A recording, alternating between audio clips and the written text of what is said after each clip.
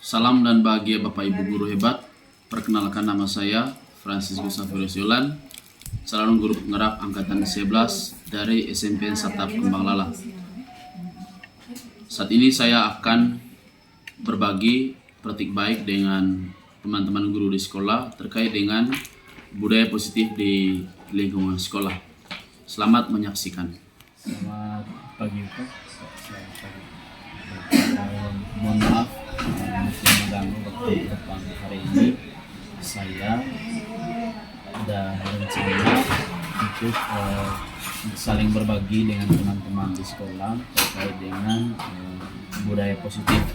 Kebetulan saat ini saya sedang menjalankan program guru penggerak angkatan 11 dan di kajian LMS saya saat ini sedang mempelajari modul 1.4 tentang budaya positif.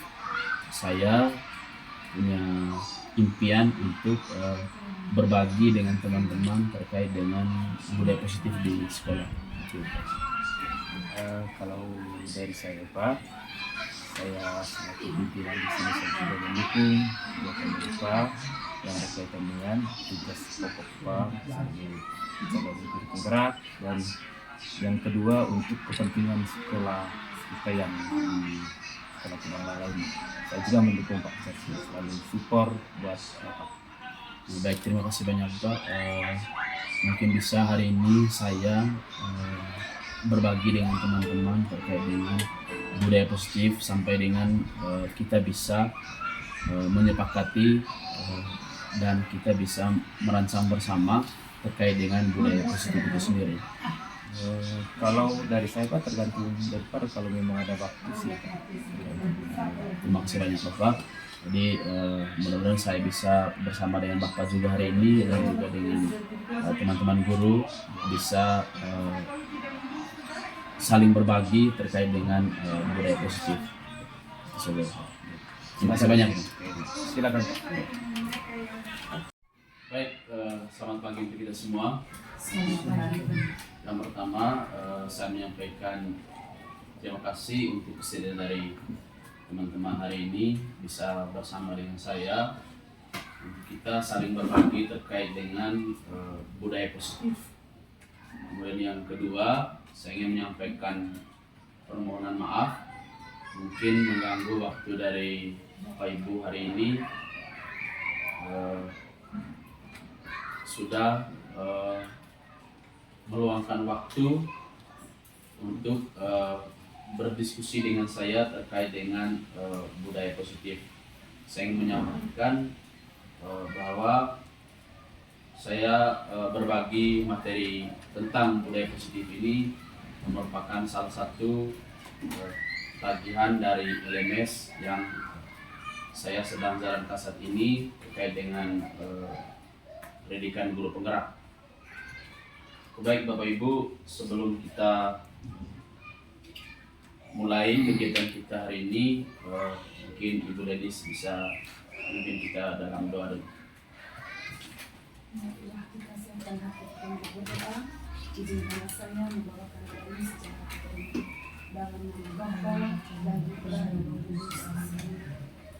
Selamat pagi Allah Tritunggal Maha Kudus, Allah Bapa, Allah Putra, Allah Roh Kudus. Terima kasih untuk pagi ini. Terima kasih untuk segala berkat dan cinta-Mu, sehingga pada kesempatan ini kami bisa berkumpul di dalam ruangan ini guna untuk menjalankan tugas kami dan juga untuk melancarkan tugas Pak Yolan, tugas untuk berbagi tentang budaya positif. Semoga apapun yang kami pelajari hari ini, semoga apapun yang kami dapat hari ini dapat berguna bagi kami semua yang ada di sini.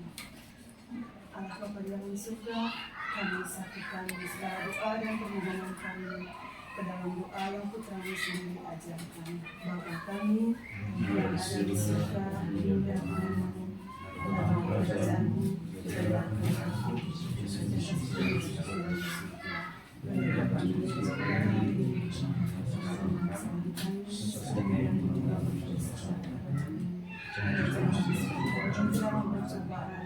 Tetapi selamatkan kami dari yang jahat. Dalam nama Bapa dan Putra dan Roh Kudus. Amin. Baik, terima kasih kepada Ibu Redis yang sudah memperhatikan dalam doa. Bapak Ibu, kita mulai dengan materi kita hari ini terkait dengan budaya positif. Sebelum saya lanjut, mungkin ada di antara kita ini yang sudah mempelajari terkait dengan budaya positif. Mungkin pada saat melakukan aksi nyata sebagai tagihan dari PMM, mungkin sudah pernah dibaca di PMM tentang budaya positif. Mungkin bisa disampaikan ke saya terkait dengan budaya positif.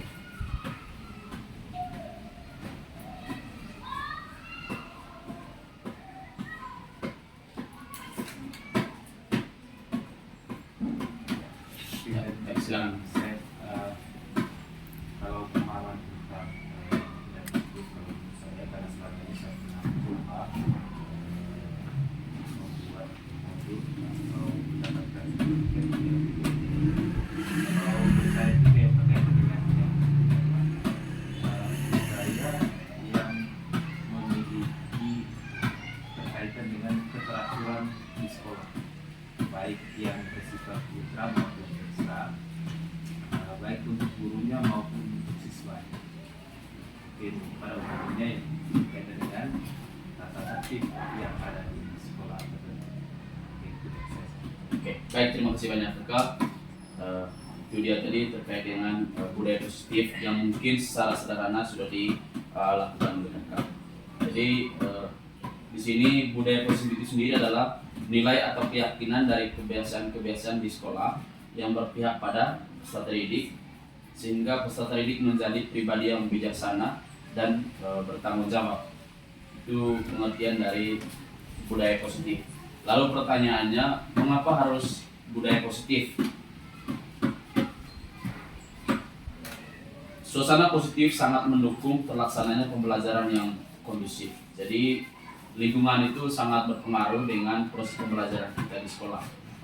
Dengan lingkungan yang memberikan rasa yang nyaman bagi peserta didik dalam proses pembelajaran, maka terjadilah pembelajaran yang bermakna bagi murid.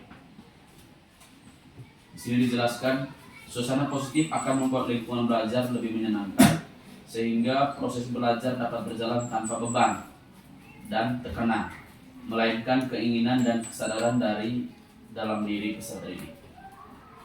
Kemudian, suasana positif juga akan membentuk karakter positif peserta didik, sehingga akan menjadi budaya positif dan budaya positif lingkungannya.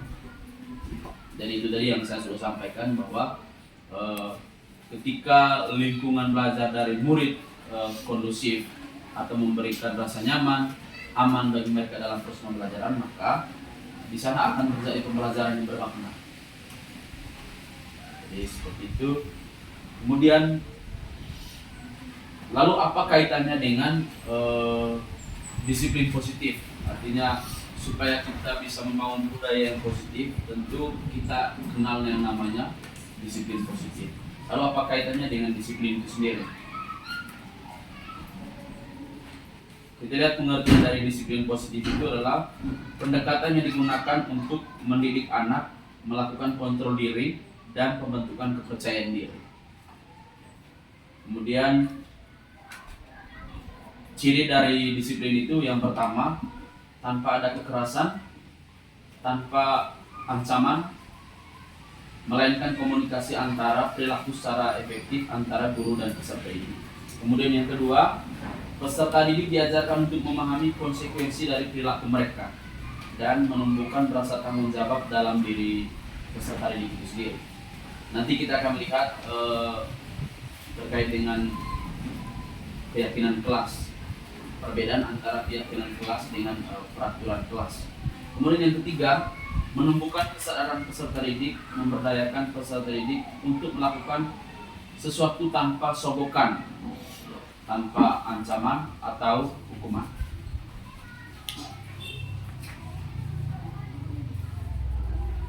Ya, mungkin yang dimaksud di sini yang nomor 3 ini, menumbuhkan kesadaran peserta didik, itu adalah dengan adanya budaya positif di lingkungan sekolah itu akan menambah atau memperkuat motivasi intrinsik dari peserta didik. Motivasi intrinsik yang dimaksud di sini adalah niat yang ada dari dalam diri.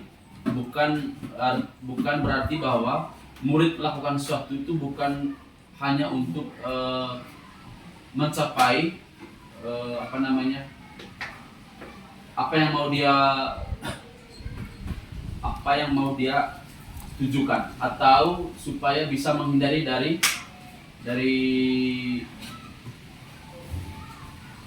dari guru. Maksudnya kita memberikan semacam ancaman begitu bagi mereka, sehingga supaya mereka terhindar dari hukuman, maka mereka melaksanakan itu. Sehingga dengan adanya disiplin positif ini bisa merubah itu cara berpikir murid, paling tidak bahwa mereka melakukan kegiatan itu bukan karena untuk menghindari hukuman, tetapi betul-betul dari dalam diri mereka tertanam nilai disiplin positif. Artinya misalkan sambil contoh begini, mereka mengerjakan tugas itu bukan hanya untuk mendapatkan nilai atau mendapatkan pujian dari gurunya, tetapi betul-betul mereka niatnya adalah untuk belajar. Atau ketika mereka datang ke sekolah tepat waktu, bukan hanya untuk supaya mendapat pujian dari guru pikirnya waktu itu, tetapi lebih daripada itu supaya tertanam nilai disiplin di dalam diri dari peserta didik. Jadi itu yang nomor 3 tadi, menumbuhkan kesadaran dari peserta didik. Kemudian disiplin positif akan melahirkan nilai-nilai kebajikan, yaitu profil pelajar Pancasila. Jadi disiplin positif itu akan melahirkan nilai-nilai dari 6 profil pelajar Pancasila yang sudah kita kenal. Yang pertama itu beriman, bertakwa pada Tuhan Yang Maha Esa. Yang kedua berkebinekaan global, bergotong royong, mandiri, bernalar kritis, dan kreatif. Kemudian pernah disampaikan oleh Bapak Kiai Hajar Dewantara juga, merdeka itu artinya tidak hanya terlepas dari perintah, akan tetapi juga cakap buat memerintah diri sendiri. Jadi itu terkait dengan budaya positif, dan mungkin menjadi bahan refleksi kita itu mengapa harus budaya positif di lingkungan sekolah kita. Mengapa kita tidak mentok di peraturan sekolah saja atau peraturan kelas yang kita laksanakan di kelas. Mengapa harus budaya positif? Itu menjadi refleksi kita sebentar.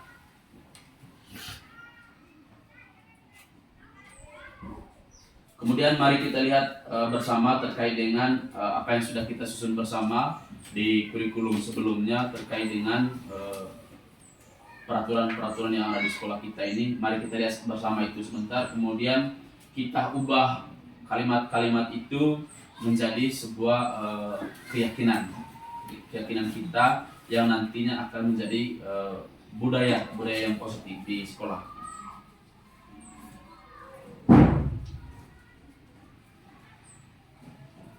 Lalu kemudian yang berikut terkait dengan kebutuhan manusia. Ada 5 kebutuhan dasar manusia. Yang pertama itu adalah kebutuhan bertahan hidup. Yang kedua, kasih sayang dan rasa diterima. Yang ketiga, kebutuhan pengakuan atas kemampuan atau power. Yang keempat, kebebasan. Dan yang kelima adalah kesenangan. Lalu apa kaitannya dengan 5 kebutuhan dasar manusia ini dengan perilaku kita, perilaku manusia? Di sini dijelaskan bahwa terkadang kita di sekolah melihat anak itu hanya dari sisi kita sebagai guru, tidak melihat seperti apa yang ingin dimiliki oleh anak tersebut. Misalkan begini, siswa di kelas 7, salah satunya misalkan si Betran, kelas 9 Betran, kelas 9, Betran kelas 9, dia bertengkar dengan Riko hanya karena gara-gara pada saat dia mengerjakan tugas, gurunya hanya mengapresiasi Riko, padahal hasil pekerjaannya sama begitu. Mungkin pada saat itu kita sebagai guru hanya melihat kesalahan hanya dilakukan oleh veteran saja, tidak melihat si Riko-nya. Artinya, atau kita tidak melihat apa dasar di balik itu.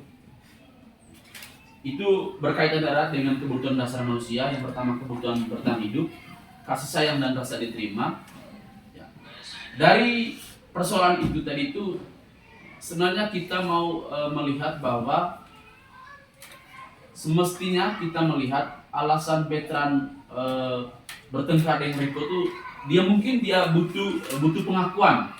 Kebetulan dia ada di 5 kebutuhan dasar manusia, yaitu salah satunya adalah kebutuhan pengakuan atas kemampuan. Artinya bahwa semestinya kita melihat juga, oh sebenarnya si veteran melakukan itu tadi itu karena dia ingin diakui. Sehingga kita tidak semata-mata bahwa yang dilakukan oleh veteran itu adalah sebuah kesalahan besar gitu. Sehingga yang perlu kita ingat ke depannya adalah terkait dengan 5 kebutuhan dasar itu, kebutuhan dasar kita manusia. Yang pertama, kebutuhan bertahan hidup, kasih sayang, kemudian kebutuhan pengakuan atas kemampuan, yang berikut kebebasan dan kesenangan. Dan semestinya itu proses pembelajaran kita juga semestinya mempertimbangkan 5 kebutuhan dasar manusia. Itu kaitannya dengan 5 kebutuhan dasar manusia. Nah, lalu bagaimana? Kemudian yang berikutnya, bagaimana posisi kita sebagai guru, posisi kontrol. Di sini sudah dijelaskan bahwa ada 5 posisi kontrol kita sebagai guru. Yang pertama itu sebagai penghukum, yang kedua pembuat rasa bersalah, yang ketiga teman, yang keempat pemantau, yang kelima manajer. Mungkin sebelum kita lanjut ke materi ini, mungkin di antara kita ada yang sudah pernah membaca terkait dengan 5 posisi kontrol guru ini, atau mungkin di antara kita ini pernah melakukan 5 posisi kontrol ini. Apakah kita hanya sebatas sampai di penghukum, atau sudah sampai di sebagai manajer?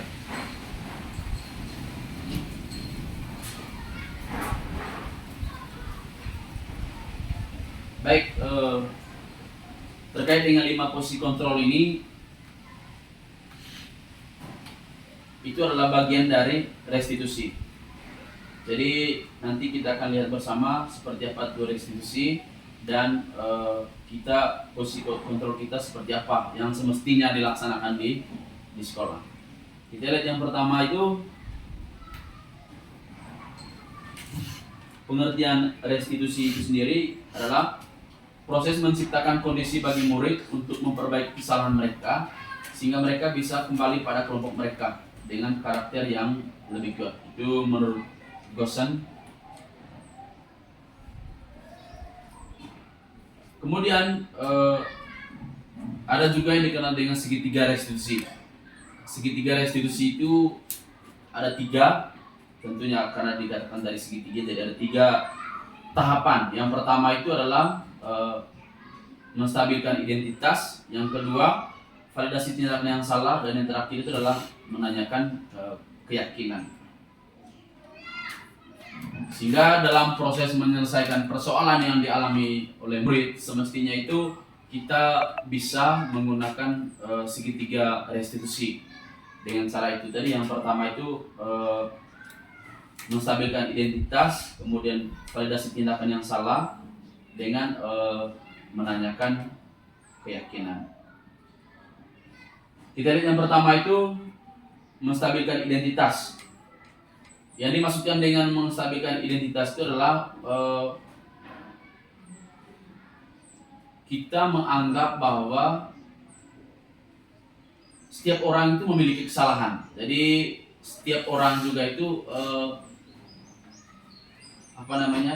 tidak terluput dari manusia yang sempurna. Jadi misalkan begini, saya ambil contoh, kebetulan kemarin saya sudah pernah buat video bersama dengan murid. Misalkan begini, saya ambil contoh, si Betran dia terlambat datang ke sekolah. Dan hari itu adalah saya sendiri guru piketnya. Jadi bagaimana cara kita untuk bisa menstabilkan identitas dari persoalan yang dialami oleh Betran? Cara kita saat itu adalah dengan memberikan penguatan kepada Betran atau kepada siswa yang terlambat itu dengan cara menyampaikan bahwa tidak apa-apa. Jadi setiap orang itu pasti pernah terlambat. Kemudian atau mengapa Betran hari ini terlambat? Apakah ada alasannya? Jadi seperti itu langkah untuk bisa menstabilkan identitas. Kemudian yang kedua, validasi tindakan yang salah. Maksudnya di sini validasi tindakan yang salah itu adalah menganggap bahwa semua perbuatan atau semua kesalahan yang dilakukan oleh siswa itu baik atau buruk itu pasti memiliki tujuan. Sehingga pada saat itu kita semestinya menanyakan, misalkan begini, dari persoalan yang tadi itu sebetulnya Betran mengapa terlambat gitu? Mengapa terlambat? Apakah ada rasanya? Ya. Jadi dua langkah ini tadi itu lagi satu sebentar. Artinya bahwa kita tidak boleh menjudge atau memberikan semacam tekanan bagi murid. Dengan harapan bahwa ketika kita sudah melakukan restitusi, mereka bisa berubah dan mereka bisa kembali dengan datang ke sekolah itu tidak hanya mau menghindar dari itu tadi yang saya sampaikan di awal, tidak hanya mau menghindari hukuman dari guru. Kemudian yang berikut, yang terakhir itulah menanyakan keyakinan. Di langkah yang terakhir ini kita semacam mereview kembali. Jadi kita tanya kepada muridnya. Jadi kalau macam persoalan yang tadi, jadi begini, apakah Betran ingat tidak terkait dengan keyakinan kelas yang sudah kita pernah buat bersama? Kemudian kita kaitkan dengan persoalan yang dibuat. Lalu tadi Betran terlambat, apakah itu sesuai tidak dengan keyakinan kelas kita? Kemudian setelah itu kita bisa mengajak apakah saya bisa bantu Betran untuk bisa supaya tidak terlambat lagi gitu. Artinya saling bekerja sama dengan cara misalkan pantau bersama dengan orang tuanya. Jadi itu 3 langkah, salah satu bentuk trik agar kita bisa melakukan restitusi dengan murid kita jika ada murid yang melakukan kesalahan di sekolah. Jadi seperti itu teman-teman terkait dengan bagaimana kita melakukan restitusi di lingkungan sekolah.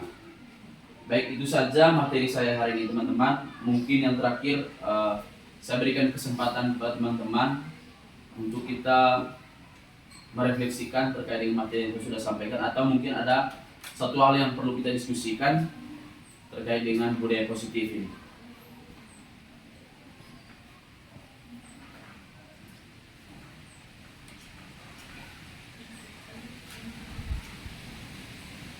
Oke, baik, terima kasih. Nanti setelah ini sebentar kita sama-sama dulu menyusun atau kita bisa melihat, mereview kembali terkait dengan peraturan kelas yang mungkin sudah dilaksanakan oleh Bapak Ibu.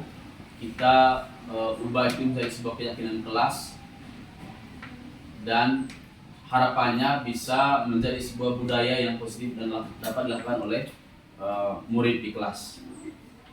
Jadi itu saja, terima kasih banyak untuk waktu dan kesempatan yang sudah diberikan oleh teman-teman. Harapannya kita bisa sebentar kita bisa menyusun bersama terkait dengan keyakinan kelas.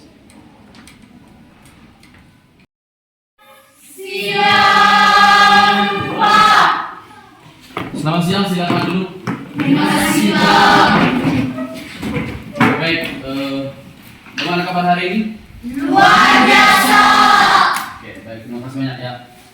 Sebelum Kita mulai pelajaran kita hari ini. Siapa yang tidak hadir? Hadir semua. Masuk ke kelas. Mas. Ibang. Siapa yang tidak hadir, Bang? Sakit ya? Oke, baik. Terima kasih untuk kehadiran dari kalian hari ini. Selanjutnya sebentar kita akan materi kita hari ini tentang bilangan berpangkat ya. Oke, sebelum kita lanjut, satu orang pimpin kita dalam doa dulu.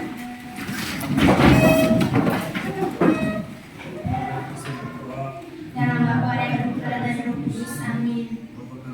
Yang ada di surga, dunia namamu, datanglah kerajaanmu, jadilah kehendakmu di atas bumi seperti di dalam surga.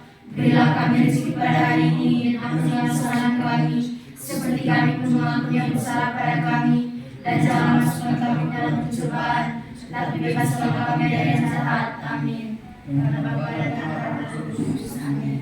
Baik, terima kasih. Silakan duduk kembali. Oke, baik. Sebelum kita lanjut ke materi kita hari ini, kita buat kesepakatan kelas dulu ya. Ya. Kesepakatan kelas dan keyakinan kelas ya. Bisa? Bisa.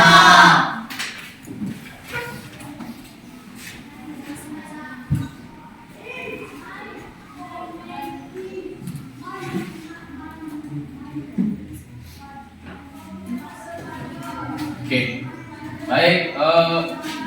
Nanti ini saya bagikan kertas sticky note.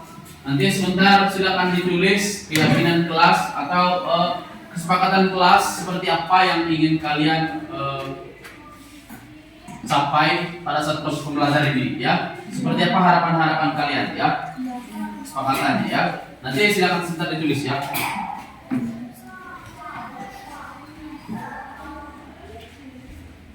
Sudah? Oke. Sudah.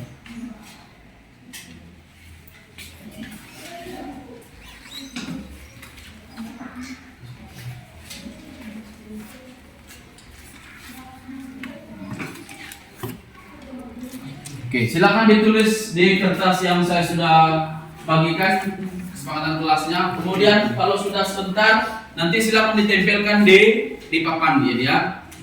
Sudah? Sudah bisa dipahami? Silakan ditulis.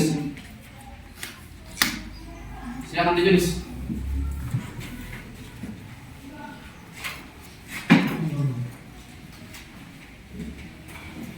Ini sudah. Kalau ada yang sudah tulis, silakan langsung ditempel di papan ya.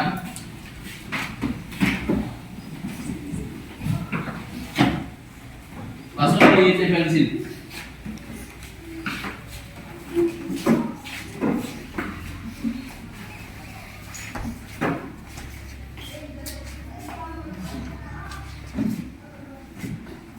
Sini, Mas. Sini.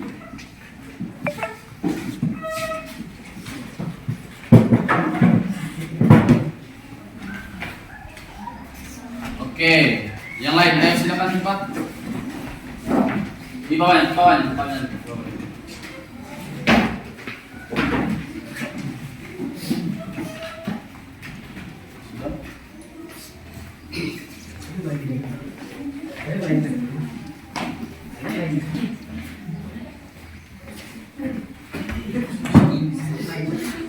Ya, sudah semua? Silakan.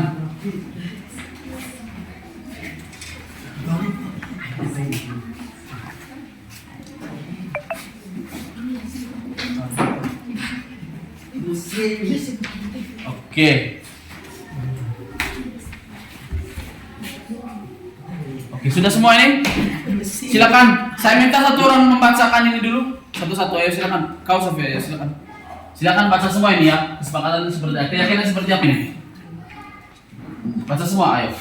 Yang pertama, mengikuti mata pelajaran dengan tertib. oke. Yang kedua, Angkat tangan saat berbicara. oke.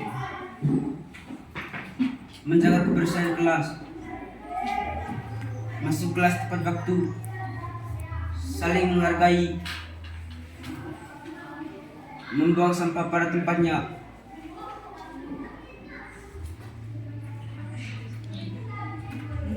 Oke. Budaya 5S. Oke. Budaya 5S. Oke. Saling menghormati, berdoa sebelum memulai pelajaran, belajar dengan gembira dan semangat, meminta izin kepada guru saat ke belakang, membudayakan kebersihan kelas, mengerjakan tugas dengan tanggung jawab, berdoa sebelum memulai pelajaran. Oke, baik. Tepuk tangan untuk Sapio. Baik, terima kasih banyak. Jadi ini kesepakatan tidak untuk kelas kita ya. Karena ini bisa diingat ya. Bisa? Bisa. Oke, baik. Kita lanjut ke materi kita hari ini ya. Materi kita tentang bilangan berpangkat ya. Oke. Perkenalkan, nama saya Bartolomeu Satong. Saya adalah rekan guru dari Bapak Franciscus Xaverius Yolan yang saat ini lagi menempuh pendidikan profesi guru penggerak asal SMP Negeri 1 Pamanala. Pada saat ini saya mau mengucapkan terima kasih kepada Bapak Xaverius Yolan yang sudah memaparkan dan membagi materi praktik baik di sekolah, dan harapannya hal-hal yang beliau paparkan dapat diimplementasikan dalam pembelajaran di sekolah kami. Terima kasih.